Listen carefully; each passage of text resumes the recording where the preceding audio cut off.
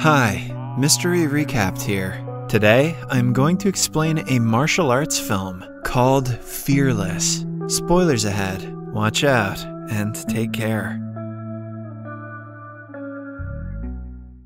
10-year-old Huo Yuanjia is the son of a martial arts master named Endi. Endi never allows Huo to take part in training, concerned about his asthma. The kid, however, has a passion for kung fu. He tries his best to sneak into his father's classes to learn the bases of it. Huo's only friend is a nerdy kid named Jinsun. He does all of Huo's calligraphy homework, allowing him to train instead. Endi is the second best in martial arts in their town, which is soon about to change because he has been challenged by the best, Zhao. Huo is excited about the fight and confident that the victory will fall in his father's lap. Endi has the upper hand in the match and is about to land a fatal blow on Zhao, but his beliefs and fair gameplay stop him from doing so. Taking advantage of the niceness, Zhao retaliates and wins the match dishonorably. Huo is heartbroken by the incident. Zhao's son challenges him to a fight when only the kids are together. Huo confidently takes the challenge on, but is defeated in no time. At this moment, he vows to restore his family's name and become the best martial artist in Tianjin. He and Jinsun go to his father's library and steal his book about martial arts. Then, using the book, he trains day and night without rest. When Huo finally thinks he is ready, he challenges Zhao's son to a fight again. Zhao accepts the challenge confidently, but is instantly proven weak against the trained Huo. Several years later, Huo has grown up to become even better in martial arts. His father passed away long ago, along with his wife, who left him with a little daughter. Huo spoils her since she is his joy and pride in life. Since his last fight with Zhao, Huo has remained undefeated. He has fought several opponents, but none of them were good enough to give him a hard time. Huo has also gathered a lot of fans and followers over the years, but along the way, he has developed pride and is starting to forget his father's principles. He drinks and parties all the time and lets his disciples focus on having fun more than practicing. Some days he drinks so much that he forgets to return home to his daughter. He has spent all of his family's money and has gone into debt, but has no cares in the world. One evening, he goes to his best friend Jinsun, who is now a wealthy businessman and the owner of a famous restaurant. As usual, Huo drinks until midnight and treats his followers to unlimited food. Jinsun's assistant reminds him that Huo has not paid his bills for over a year, and they've been piling up. Later that night, Jinsun tries putting some sense into Huo. Jinsun knows that Huo's disciples only like him because he treats them to free food and drinks. He wants Huo to be conscious of his spending habits, but Huo thinks Jinsun is just being stingy. The following day, he bumps into his biggest rival, Qin. He is the only man who hasn't fought with Huo yet, since he has also defeated every opponent. Qin is considered the best in martial arts by many. They get into a slight altercation which hurts Huo's pride. He takes his anger out on his disciples, beating them up while they train. At night, one of his followers has to be brought to him in a stretcher. It turns out that Qin beat him up for some reason. Huo assumes that he did it out of spite and is filled with anger. In Jinsun's restaurant, Qin and his family are celebrating his birthday. Suddenly, Huo barges in with his people and starts drinking at a nearby table. Qin asks him to put their rivalry aside for the night because he doesn't want to fight, but Huo is in no mood to back down. Jinsun also tries to stop him, but is in turn insulted. In a fit of rage, he breaks up their lifelong friendship. Now even angrier, Huo challenges Qin to a fight and asks him to kneel down if he doesn't want to accept. Everyone gets out of their restaurant for their safety, leaving the fighters alone. They get into an intense battle, both matching in skill and strength. But when anger takes over Huo, he doesn't play fair. He beats Qin up until he is exhausted and lands a life-threatening punch on his chest. It causes him to die instantly. Huo returns home in the morning to see his mother's dead body on her bed. Qin's followers had her killed to take revenge on him. He cries, mourning her death, before suddenly realizing his daughter is also in the house. Upon walking into her room, he is met with the biggest surprise of his life. She is lying on her bed, covered in blood. In her hand is a little pouch that she had promised to give him when he returned home. Broken by the deaths he has caused, Huo steps out of the house when his disciples inform him that the man who was beaten up by Qin had insulted his wife. Qin did not beat him up out of spite, but for his wife's honor. Filled with guilt, regret, and sorrow, Huo doesn't see a reason for him to keep living. He boards the first ship and lies down in a corner, willing to go wherever it takes him. After living in the streets for 6 months, he tries to commit the unthinkable, but is soon saved by a group of people by the river. They bring him to their tribe and take great care of him, but even after gaining consciousness, Huo goes into depression and doesn't talk to anyone. A blind woman named Moon takes care of him and is worried that he will never get up from the bed. Her experienced grandmother is confident that he will be fine with time.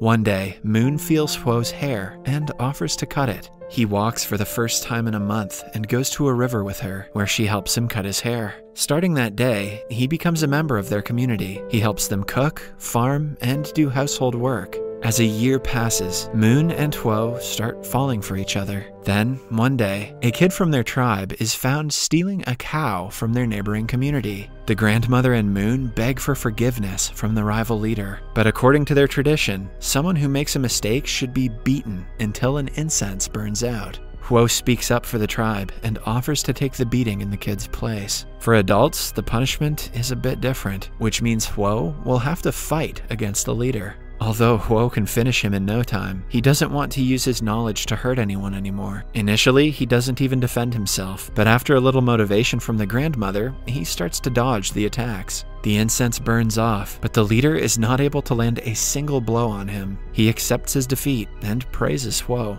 The next day, Huo, Moon, and the children of the tribe are in the field. The children want to learn Kung Fu from Huo, but he refuses to teach them. He knows what great power does to people and wants the peaceful village to remain as it is. The children also innocently mention that Huo and Moon are the closest to each other, but the adults ignore the comment. One day, Moon goes to see her parents' grave. This reminds Huo of his parents and daughter, who he abandoned after her death. Now that he is in a better mental condition, he wants to return home to visit their graves. He tells Moon about the plan, and she happily encourages him. Huo promises to return as soon as he can, and asks her to wait for him. In the following scene, we see him enter his hometown, Tianjin, which is now an entirely different place. After the fall of the Qing dynasty, several strong nations attacked China and took over. Tianjin became partially colonized, which caused several foreign residents to reside in the city and influence their culture. Huo goes to his childhood house, which is now an old, shabby place. The family servant Lai Fu welcomes him in. He has tried his best to keep things as they were, but after Huo's departure, a bunch of creditors flipped the entire house to look for money. Huo goes to his family's grave and apologizes to his father. He finally understands why he didn't land the punch years ago, when he could have won the title of the best player. After that, he goes to apologize to Qi's family and bows down in front of his shrine. As he wanders around the city, he sees that a wrestler named Hercules O'Brien is challenging Chinese people in a fight. He has remained undefeated in every fight and is confident in the next victory. To conserve Chinese heritage, Huo wants to challenge him, but he will need some money for it. For his next step, he goes to Jinsun's place and apologizes for what happened years ago. He promises to have learned from his actions. When Jinsun finds out what he needs the money for, he doesn't waste time before handing it to him through an assistant.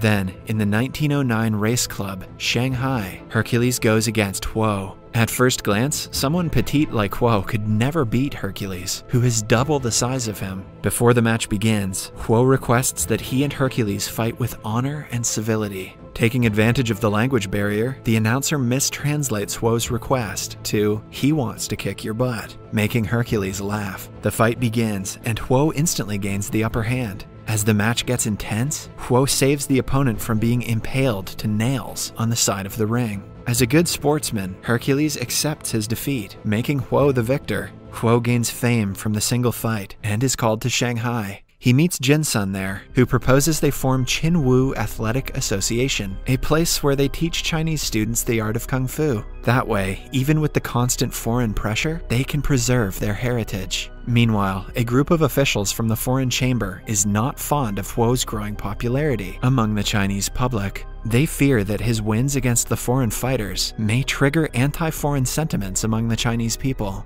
Hence, to make sure he loses in the ring next time, they propose a match between Huo and 4 foreign champions consecutively in a single day. The Japanese representative, Mr. Mita, promises to end Huo once and for all this time. Even though the challenge is difficult and is obviously a tactic to make him lose, Huo agrees to take part. One day, before the big fight, he meets his rival, the Japanese champion, Tanaka. They talk over tea and befriend each other. Tanaka is a fair and respectable sportsman like Huo, but unlike the people who are sponsoring him. Cut to the day of the fight. Huo is made to go against 3 fighters from around the world, but none of them last in the ring for more than 2 minutes. Huo manages to defeat all 3 without breaking a sweat. Lastly, he goes against Tanaka, who apologizes for the unfair match and asks him if they should reschedule. Huo says it's fine, and the first round starts. They fight using weapons of their choice. Huo uses a sanjigu, and Tanaka uses a katana. Amidst the intense battle, they accidentally exchange weapons. Tanaka is not very good at handling a sanjigu, so to make it a fair fight, Huo offers to exchange the weapons again.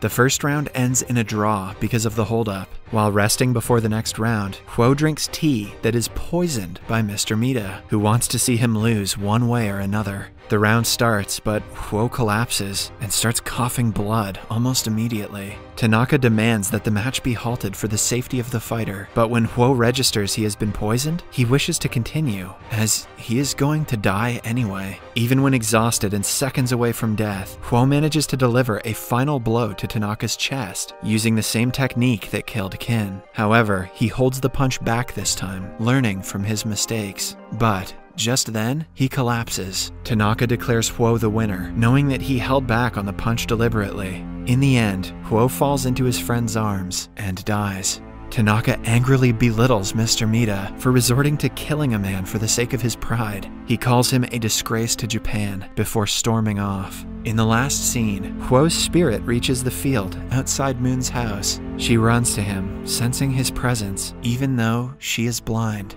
Subscribe for more videos like this, turn on notifications, and leave a like to help the channel out. Thank you for watching.